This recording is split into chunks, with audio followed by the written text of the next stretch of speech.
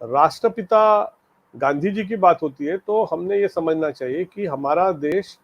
ब्रिटिशों के चंगुल में था 200 साल,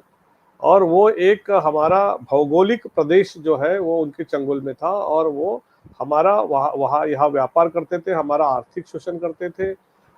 यहाँ तक हम समझ सकते हैं। और हमारे सभी भारतीयों के लिए वो यहाँ राज करते थे, कायदे कानून बनाते थे। मगर जब इन कायदे कानून को हम अगर देखेंगे तो कितने हद तक वो ब्रिटिश हमारे ऊपर में आर्थिक गुलामी और सामाजिक गुलामी, ये दो तरीके से अगर हम जब देखते हैं तो एक व्यापारी करके जब वो भारत में आए तो पैसा कमाना उनका एक स्वाभाविक उद्देश्य था। मगर जहाँ तक सामाजिक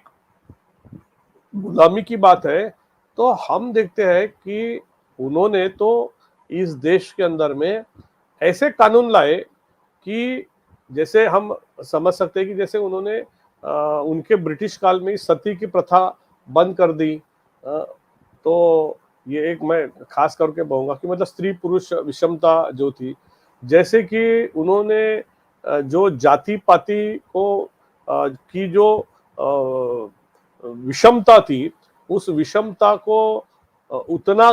महत्व नहीं दिया, जबकि उन्होंने जो उनकी राउंड टेबल कॉन्फ्रेंस हुई थी